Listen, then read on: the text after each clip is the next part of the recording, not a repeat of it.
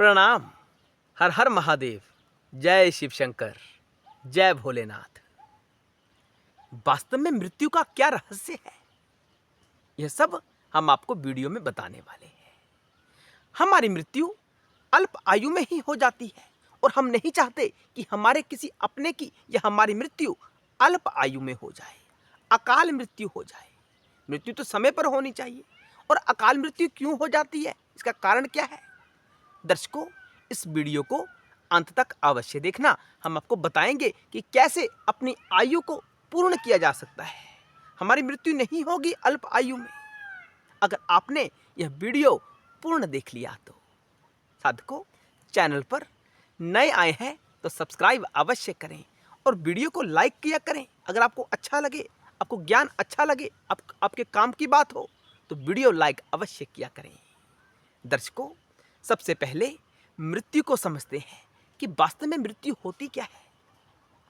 साधकों, मृत्यु जीवन की होती है। मृत्यु हमारी नहीं होती, जो हमारा मूल स्वरूप है उसकी मृत्यु नहीं होती। मृत्यु जीवन की होती है। और जीवन किसका होता है? जीवन जीव का होता है। अब जीव क्या है? जीव यानी मन, बुद्धि, चित्त, अहंकार, अंतःकरण जीव कहलाता है। झूठी धारणाएं, अपना झूठा अस्तित्व जीव कहलाता है। और जीव कार्य कैसे करता है? आत्मा के कारण जीव कार्य करता है। आत्मा ना हो तो जीव नहीं कार्य कर सकता।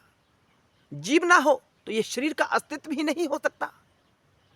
ये सारे अस्तित्व एक दूसरे के साथ जुड़े हुए हैं। जब तत्व की चर्चा होती है तो आत्मा, परमात्मा और जीव में कोई भेद नहीं होता, एक ही सत्ता होती है। साधकों, परमात्मा ने जब सृष्टि का निर्माण किया तब 84 लाख प्रकार के शरीरों का निर्माण किया, जिसे योनि कहा जाता है। कितनी योनियां हैं हम सब जानते हैं, 84 लाख प्रकार की योनियां हैं। योनि का अर्थ होता है शरीरों की विविधता। विभिन्न प्रकार के शरीर परमात्मा ने निर्माण किए और जीव को कर्म के हिसाब से इन शरीरों में ठहरना पड़ता है। और जब तक जीव निवास करता है ना शरीरों में, चाहे गधे के शरीर में निवास किया, चाहे कुत्ते के शरीर में निवास किया, चाहे पेड़ के शरीर में निवास किया या मनुष्य के जीवन में निवास किया, जहाँ कहीं ये जीव निवास करता है और जब तक निवास करता है उस समय अवधि के लिए जीवन कहते हैं। जैसे हमारा जन्म हुआ मनुष्य के शरीर में, तो जब जन्म हुआ और जब इस शरीर को छोड़ा, जो अवधि रही, समय अवधि रही, उसे जीवन कहा जाता है। तो मृत्यु जीवन की होती है, जीव की मृत्यु भी नहीं होती। जीव तो कभी इस शरीर में, कभी दूसरे शरीर में, कभी वो गधा बन रहा है, कभी कुत्ता बन रहा है, कभी मनुष्य का तन उसे प्राप्त हो रहा है, कभी पेड़ पौधा बन रहा है। विभिन्न प्रकार की योनियों में जीव को भटकना पड़ता है। क्यों भटकता है? झूठी मान्यताओं के कारण उसने सत्य को विसारा है और मिथ्या को गले लगाया है। मिथ्या क्या है? अहंकार, अहम भाव। प्रत्येक गतिविधि को स्वयं से जोड़ा हुआ है। जो भी वो देखता है उसी अनुसार वो कार्य करना आरंभ कर देता है और फंसता चला जाता है, बंधन पड़ जाता है। और जब तक बंधन नहीं टूटता तब तक छुटकारा नहीं हो पाता। तो मृत्यु इस जीवन की होती है। जीवन की मृत्यु कहें तो शरीर की मृत्यु होती है। ठीक, हम वास्तव में क्या है? हम वास्तव में शिव हैं। शिव यानी आत्मा। आत्मा ना हो तो यह मन, बुद्धि, चित्त और अहंकार कैसे कार्य करेगा? नहीं कर सकता। और जब जीव ही नहीं होगा तो यह शरीर का क्या अस्तित्व होगा? नहीं हो सकता। तो साधकों, मृत्यु किसकी होती है? शरीर की होती है। और क्यों होती है? कारण को समझते हैं। अल्प आयु में मृत्यु हो रही है आजकल, क्यों? इसका कारण है जड़ता में जीवन यापन करना। हम जीवन कैसे जी रहे हैं? जड़ता में। जड़ता में जीने का अर्थ क्या है? इस काया को अपना मूल स्वरूप समझ लेना कि मैं तो यह शरीर हूं, लेकिन वास्तव में हम है क्या? हम चेतना है। चैतन्य में, साक्षी भाव में जीने का हम प्रयास नहीं करते। हम जड़ता में जीवन यापन कर देते हैं और प्रकृति का निर्णय होता है कि जड़ता में जी रहा है, तो तेरा इस मनुष्य के जीवन में कोई कार्य नहीं है। तू मनुष्य तन के योग्य नहीं है, क्योंकि मनुष्य के तन का जो मकसद है वो परम सत्य को जानना है, चेतनता में जीना है, साक्षी भाव में जीना है। हम साक्षी भाव में नहीं जीते, हम जड़ता में जीते हैं, हम पशुओं की तरह जीते हैं। इसलिए प्रकृति हमें अवसर नहीं देती कि हम ज्यादा समय तक इस शरीर में ठहर सकें।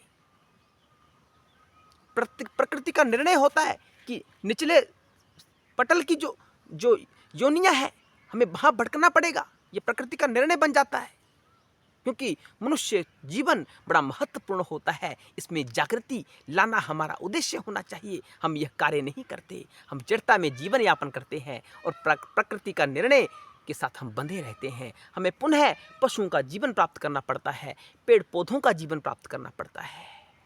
तो साधकों, इसके लिए उपाय क्या है? इसके लिए सबसे महत्वपूर्ण जो उपाय है वह है साक्षी भाव में ज्यादा से ज्यादा ठहरना, चेतनता में ज्यादा से ज्यादा ठहरना, जड़ता का त्याग करना। आप ये शरीर नहीं हो, ये पंच महाभूतों से निर्मित आप शरीर नहीं हो, आप तो चेतन हो। चेतन यानी शिव, आप शिव हो। इस भाव में जीने का प्रयास किया करें, प्रतिदिन ध्यान किया करें, ध्यान में अपनी उस परम अवस्था में स्थित रहने का अभ्यास किया करें। यानी ज्यादा से ज्यादा समय यापन कैसे करें? चेतनता में करें, जड़ता में नहीं। जड़ता में हम पूरा जीवन यापन कर देते हैं, हमें पता नहीं चलता कि हमने पूरा जीवन जी लिया, हमें पता ही नहीं होता। यूं ही अंधेरे में चले जा रहे हैं और जीवन के चक्र में फंसते चले जा रहे हैं। जैसे जैसे हम चेतनता का त्याग करते हैं और जड़ता को अपनाते हैं, तो हमारी मृत्यु निश्चित होगी, क्योंकि मृत्यु शरीर की होती है और हम शारीरिक भान में जी रहे हैं। हमने शरीर को अपना सब कुछ समझा हुआ है, तो शरीर हमारा जर्जर होना आरंभ हो जाता है, क्योंकि हमारी भावना कैसी है? जड़ता वाली भावना है। जब चेतनता वाली भावना होगी तो आपकी मृत्यु हो ही नहीं सकती, क्योंकि चैतन्य शिव है और शिव की कभी मृत्यु नहीं होती। मृत्यु तो शरीर की होती है। जिसने स्वयं को शरीर समझा उसकी तो मृत्यु होगी ही। और जिसका साक्षी भाव जितना स्ट्रांग होगा उसकी आयु उतनी लंबी हो जाएगी। ये तो समाधि की बातें होती हैं।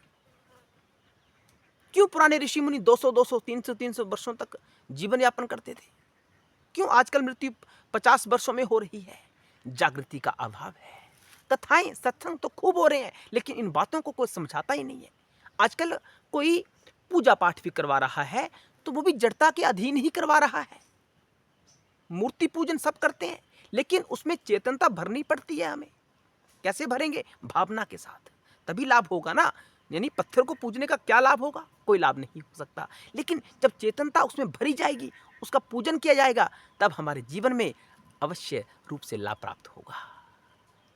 बातों को समझा करें, आपकी मृत्यु जल्दी नहीं होगी।